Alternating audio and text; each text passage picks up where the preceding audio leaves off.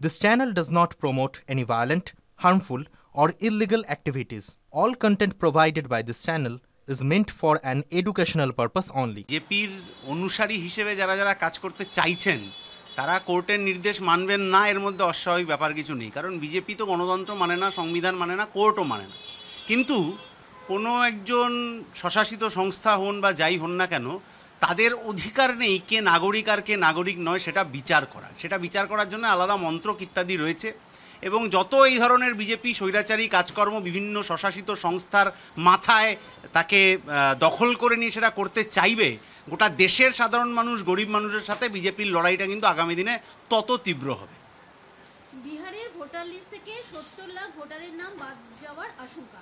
নির্বাচন কমিশনের দেওয়া তথ্য থেকে সেই আশঙ্কা জোরালো হয়েছে। এই রাজ্যেও কি এরকম ছবি হতে পারে? হ্যাঁ, বিহারের পর এই রাজ্যেও যেহেতু সামনে ভোট রয়েছে, ফলে বিজেপি চাইবে যে বিহারে একরকম করে তারা কিছু লোকের নাম বাদ দিতে চেয়েছে, এখানেও তারা কিছু লোকের নাম বাদ দিতে চাইবে, এটা তো খুব স্পষ্ট। কিন্তু এটা শুধুমাত্র বিজেপি যেদিকে টার্গেট করছে এবং তৃণমূলও সেই তালে হাওয়া মেলাচ্ছে যে শুধু ধর্মীয় সংখ্যালঘুদেরকেই টার্গেট করা হবে তা নয়, ধর্মীয় সংখ্যালঘুদের তো টার্গেট করা হবেই। তার বাদে আমরা অন্যান্য রাজ্যের ক্ষেত্রে যাদেরকে ওইসব চিঠি পাঠানো হচ্ছে, নোটিশ পাঠানো হচ্ছে, তাদের পদবি যদি আমরা দেখি, এই যে দাস, বিশ্বাস, ঢালি, রায়, অমুক তমুক, এই যে পদবি, তাহলে দলিত, পিছিয়ে পড়া অংশ, আদিবাসী, তপশিলি জাতি, তাদের মধ্যেও কিন্তু এই ভয়টা বিজেপি তৈরি করে দিতে চাইছে যে তাদের নামও হচ্ছে যে বাদের খাতায় চলে যেতে পারে। আসামের সরকার পশ্চিমবাংলার নাগরিককে নোটিশ পাঠাচ্ছেন। এই যে বিজেপির স্বৈরতান্ত্রিক মনোভাব, এই যে স্বৈরাচারী মনোভাব, ফ্যাসিস্ট কায়দায় গোটা দেশ পরিচালনার পদ্ধতি, সেই পদ্ধতি যখনই চালু করার চেষ্টা হয়েছে, বামপন্থী রাজনৈতিক দল, অন্যান্য যারা বিভিন্ন সংগঠন, নাগরিক, যুক্তিবাদী মানুষ, তারা এর বিরুদ্ধে প্রতিবাদের রাস্তায় নেমেছেন। এবং আগামী দিনে যখন এগুলো আরও অন্যান্য রাজ্যে করার চেষ্টা হবে, তার বিরুদ্ধে প্রতিবাদ হবেই। বিজেপিকে ফাঁকা মাঠ ছেড়ে দেওয়ার কোনো প্রশ্নই নেই। ধনকরের আকস্মিক ইস্তফা নিয়ে বিরোধীদের ইঙ্গিত অসুস্থতা অজুহাত মাত্র। আসলে ধনকরকে পদত্যাগ করতে বাধ্য করা হয়েছে। বিচার ব্যবস্থার সঙ্গে তিনি যে সংঘাতের রাস্তা নিয়েছিলেন সেটা সরকার অনুমোদন করে না। এরকম আরও কিছু কারণে মতপার্থক্যের জন্যই পদত্যাগ করতে বাধ্য হয়েছে। এমনি বিচার ব্যবস্থা সম্পর্কে যা যা উক্তি করেছিলেন মাননীয় ধনকর, সেগুলো করাটা উচিত হয়নি। কিন্তু শারীরিক অসুস্থতার যে কথা বলেছেন, সেদিন সকালবেলাও যখন হাউস চলছিল তিনি হাউসে ছিলেন, ফলে হঠাৎ করে কি হলো আমরা বুঝতে পারছি না। এমনি তার শারীরিক সুস্থতা কামনা করছি, দীর্ঘ জীবন তার লাভ হোক। কিন্তু যে কোনো মানুষ, তিনি উপরাষ্ট্রপতি হন কি সাধারণ মানুষ, তাদেরকে দেশের সংবিধান, দেশের আইন ব্যবস্থা, গণতন্ত্রের যা যা স্তম্ভ, সেইগুলোকে মান্যতা দিয়েই চলতে হবে। সেগুলোকে মান্যতা না দিয়ে এই গোটা দেশকে বিজেপির মতো করে চালানোর চেষ্টা করা মানা হবে না। ধনকরের আকস্মিক ইস্তফায় জোট রাজনীতিতে কি মোদী সরকার অপ্রত্যাশিত জাতাকলে? জোট রাজনীতির দায়বদ্ধতা এবার কি নিজের প্রার্থী করাতে পারবে বিজেপি? যেহেতু ডেপুটি চেয়ারম্যান পদ জেডিইউর হাতে আছে, সেক্ষেত্রে চন্দ্রবাবু নাইডুর দাবিদার হয়ে উঠতে পারে উপরাষ্ট্রপতি পদের জন্য। কিভাবে ঘর সামলাবে বিজেপি? বিজেপির আবার ঘর? যখন ঘরে নিজেদের সাংসদ বেশি ছিল তখন শরিকদেরকে দূর দূর করে রাখতো, পাত্তা দিত না। তারপরে যেই নিজেদের সংখ্যা কমে গেল, অমনি শরিকদের গলায় মালা দিয়ে ডেকে পাশে এনে বসাচ্ছে। ফলে ওদের অন্তর্দ্বন্দ্ব নিয়ে আমাদের কিছু বলার নেই। এবং যিনিই বসুন, তিনি চন্দ্রবাবু নাইডু হন কি বিজেপির নিজেদের লোক হোক, মারামারি করে যিনিই এই জায়গাটা পাবেন, তিনি যাতে গণতন্ত্রের প্রতি আস্থাশীল হন, তিনি যাতে সংবিধানের প্রতি আস্থাশীল হন, তিনি যাতে ভারতবর্ষের যে বহুমাত্রিক কাঠামো, ভারতবর্ষের যে বৈচিত্র্য, বৈপরীত্যগুলো, যেগুলো ভারতকে আসলে এক করেছে, এইগুলোর দিকে তিনি নজর দেবেন, এগুলোকে ভাঙার চেষ্টা করবেন না, তিনি যেই হন না কেন। এটাই আমরা চাই। ২১শে জুলাই নিয়ে তৃণমূল বিজেপির সোশ্যাল মিডিয়ায় যুদ্ধ। তৃণমূলের দাবি ২১শে জুলাইয়ের অনলাইন দর্শক মোদির দুর্গাপুরের অনলাইন দর্শকের থেকে ২৬ গুণ বেশি। অন্যদিকে পাল্টা বিজেপির প্রচার, ২১শে জুলাই মুখ্যমন্ত্রী দর্শকের থেকে শিলিগুড়ির বিজেপির অনলাইন দর্শক অনেক বেশি। শিলিগুড়িতেও যিনি ছিলেন তিনিও তো প্রায় তৃণমূলই আর কি। এখন সব হয় না, সব কন্ট্রাকচুয়াল চাকরি করতে যায় বিভিন্ন কেন্দ্রীয় সরকারি সংস্থায়, কিন্তু তারা কেন্দ্রীয় সরকারের কর্মচারী না, থার্ড পার্টি কন্ট্রাকচুয়াল হিসেবে ঢুকে। তেমনি রাজ্যের বিরোধী দলনেতাও তৃণমূলেরই হিসেবের খাতায় থেকে এখন বিজেপির হয়ে কাজ করছেন না উল্টোটা করছেন, সেগুলো আমরা জানি না। কিন্তু এই সব ঝগড়াঝাটি তুতু ম্যামায় আসলে বেকার। কারণ গতকাল কোনো সভা থেকে বেকারের কাজের দাবির কথা ওঠেনি।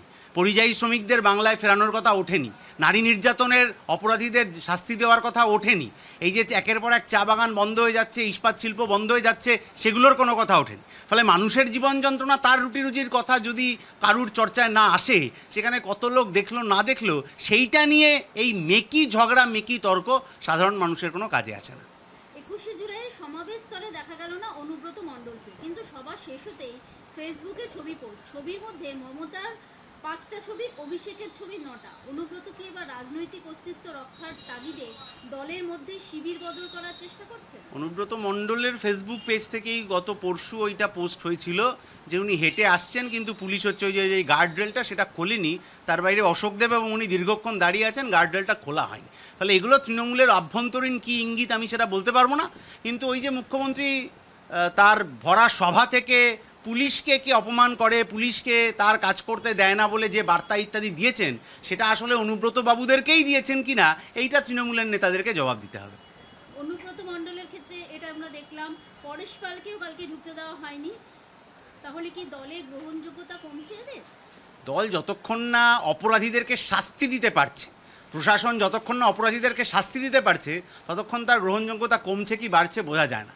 কারণ যে অর্জুন সিংকে এখন তৃণমূল যাতা কথা বলে, তাকে একদিন গলায় মালা পরিয়ে দিয়েছিল। যে মুকুল রায় বলেছিলেন ভারতীয় জনতা পার্টি মানেই তৃণমূল, সেই মুকুল রায়কে একদিন তৃণমূল গলায় মালা পরিয়েছে, একদিন বিজেপি মালা পরিয়েছে। ফলে দলের মধ্যে কার নম্বর বাড়লো কমলো তা দিয়ে কিছু যায় আসে না, কিন্তু যারা অপরাধী তাদেরকে জেলের ঘানি টানাতে কেন এই রাজ্য সরকার পারছে না, সে প্রশ্নের জবাব দিতে হবে। দিলীপ হিরণ কে দাঁড়াবে খড়গপুর থেকে? দিলীপ ঘোষ খড়গপুর থেকেই দাঁড়ানোর ইচ্ছে প্রকাশ করেছেন ঘনিষ্ঠ মহলে। আবার রোববার ও সোমবার সমাজ মাধ্যমে হিরণ পোস্ট করে বোঝাতে চাইলেন, গত 4 বছর ধরে খড়গপুরের মানুষের সেবা করতে গিয়ে সিনেমা, ক্যামেরা, রং, আলো ছেড়ে জনসেবাকেই বেছে নিয়েছেন তিনি। তাহলে খড়গপুর কার? খড়গপুর সাধারণ মানুষের হবে। ওই যে খড়গপুরে যে বয়স্ক কমরেড মার খেলেন তৃণমূলের দুর্নীতির বিরোধিতা করতে গিয়ে, খড়গপুর গোটা পশ্চিমবাংলা আসলে এরকম সাধারণ মানুষের। এই যে তৃণমূল বিজেপির নেতারা খানিকটা জমিদারির মতো করে খড়গপুর আমার, মুর্শিদাবাদ তোমার এরকম করে ভাগ করে নিচ্ছেন, এই ভাগের রাজনীতির বিরুদ্ধেই সাধারণ মানুষকে কথা বলতে হবে। কে ক্যান্ডিডেট হবেন সেটা নিয়ে দক্ষিণপন্থী দলে মারামারি, কামড়াকামড়ি, ঘুষ দেওয়া দেবী নতুন নয়, আমরা আগেও দেখেছি। কিন্তু সব কিছু ছাপিয়ে গিয়ে গোটা পশ্চিমবাংলার মানুষ 26-এর নির্বাচনে তার রুটি রুজির লড়াই দেখতে চাইবেন। সেটা না হিরণ করেছেন, না দিলীপবাবু করেছেন, না মমতা বন্দ্যোপাধ্যায় করেছেন। রুটি রুজির লড়াই, বেকারের চাকরির লড়াই, তার ধানের ন্যায্য দাম পাওয়ার লড়াই, এই লড়াইয়ের কথা যে বলবে খড়গপুর, মুর্শিদাবাদ, গোটা পশ্চিমবাংলা তারই হবে। দেবকে নিয়ে বিস্ফোরক দিলীপ ঘোষ, দেব নিষ্কর্মা, ভালো ছেলে বলে মন্তব্য করেছেন দিলীপ। তৃণমূল দেবকে ভোটে না দাঁড়ালে সিনেমা বন্ধ করে দেবে। এখন কে কাকে কি হুমকি দিয়ে ভোটের ময়দানে নামিয়েছেন সে তথ্য আমার কাছে নেই, কিন্তু যে দুবার মাননীয় দেব সাংসদ হয়েছেন সেই দুবারই ভোটের আগে গিয়ে প্রতিশ্রুতি দিয়েছিলেন ঘাটার মাস্টার প্ল্যান সেটা সম্পূর্ণ হবে। সেই মাস্টার প্ল্যান আজ অবধি সম্পূর্ণ হয়নি। কে কত বড় অভিনেতা সেটা তো মানুষ বিচার করবেন, আমাদের তার কথা বলার ব্যাপার নেই, কিন্তু সাংসদ হিসেবে তিনি পাশ করবেন যবে ঘাটাল মাস্টার প্ল্যানের কাজ শুরু হবে এবং প্রতিবার এই দাসপুর, ঘাটাল ইত্যাদি এলাকার মানুষজনকে ওই বন্যার অবস্থার মধ্যে জীবন যন্ত্রণা ভোগ করতে না হবে। সেই যন্ত্রণার সময় সাংসদকে পাওয়া না গেলে তার দিকে সাধারণ মানুষ আঙুল তুলবেন, এটা তো স্বাভাবিক ব্যাপার। উত্তরবঙ্গে বিভিন্ন চা বাগান থেকে 56 জন মহিলাকে পাচারের সময় উদ্ধার করল পুলিশ। বিজেপি থেকে শুরু করে শাসক তৃণমূল সবার দাবি উত্তরবঙ্গে উন্নয়ন হচ্ছে, তারপরে এরকম পাচারের ঘটনা ঘটছে। তৃণমূল বিজেপি যৌথভাবে উত্তরবঙ্গে অনুন্নয়নটা করছে। এই যে একের পর এক চা বাগান বন্ধ হয়ে যাচ্ছে, চা বাগানের যখন বিভিন্ন পক্ষকে ডেকে নিয়ে মিটিং হয়, রাজ্য সরকার, কেন্দ্রীয় সরকারের প্রতিনিধিরা থাকেন, তখন কেন তারা চা বাগান খোলার ব্যাপারে কোনো পদক্ষেপ নিতে পারেননি? দক্ষিণ দিনাজপুরে প্রতি বছর হাজার হাজার নাবালিকা বিবাহ হয়ে যাচ্ছে, তার বিরুদ্ধে কি ব্যবস্থা নেই? যে এলাকার সাংসদ, এলাকার বিধায়ক, মন্ত্রী, পুলিশ সুপার কেউ কিচ্ছু ব্যবস্থা নেননি। ফলে এরা শুধু নিজেদের পকেট ভরতে ব্যস্ত, এরা শুধুমাত্র নিজেদের লুট করা সম্পত্তি যা আছে সেইটা বাঁচাতে ব্যস্ত। এলাকার মানুষের উন্নতি নিয়ে এদের কোনো চিন্তা নেই। মোদির পর রাজ্যসভাতেও পশ্চিমবঙ্গে গুন্ডারাজের জন্য কোম্পানিগুলো উঠে যাচ্ছে, এরকম প্রসঙ্গ তুললেন শ্রমিক ভট্টাচার্য এবং তিনি কিছু হিসেব দিয়েছেন। গত 14 বছরে পশ্চিমবঙ্গ ছেড়েছে 6,688 কোম্পানি। মানে 6000-এরও বেশি কোম্পানি। গত 13 বছরে তৃণমূলের আমলে যে শিল্প সংস্থা নতুন করে আর পশ্চিমবাংলায় তৈরি হয়নি, পাত্তারি গুটি নিয়েছে, এটা বাস্তব কথা। কিন্তু শ্রমিক ভট্টাচার্য যেরকম তৃণমূলের দিকে আঙুল তুলছেন, তৃণমূলকে অপরাধী করছেন, এটা 100% ঠিক। তাহলে উনি ইডি সিবিআইকে, কেন্দ্রীয় সরকারকে দিয়ে বলিয়ে কেন সেই অপরাধীদেরকে এখনও জেলে পাঠাতে পারলেন না, তার জবাব দিতে হবে। এবিজি সংস্থা যেটা হলদিয়া শিল্পাঞ্চল ছেড়ে চলে গেল, তার পিছনে তার পাশে বসা শুভেন্দু অধিকারীর যে ভূমিকা, সেই নিয়েও কিন্তু তাকে জবাব দিতে হবে। তৃণমূল আর বিজেপি তারা একজন আরেকজনের পরিপূরক হিসেবে পশ্চিমবাংলায় কাজ করছে। শিল্প তৃণমূল তাড়িয়ে দিয়েছে পশ্চিমবাংলা থেকে, আর বিজেপি গত 10-12 বছরে পশ্চিমবাংলায় কেন্দ্রীয় সরকারের অধিগ্রহণ যে জমি, তাতে কোনো নতুন শিল্প করেনি, বরং যেগুলো রয়েছে সেগুলো বেসরকারিকরণ করে দেওয়া হচ্ছে। ফলে দুজনই সমান দোষী। এক্ষেত্রে সাধারণ মানুষের যন্ত্রণা তারা লাঘব করতে পারেননি।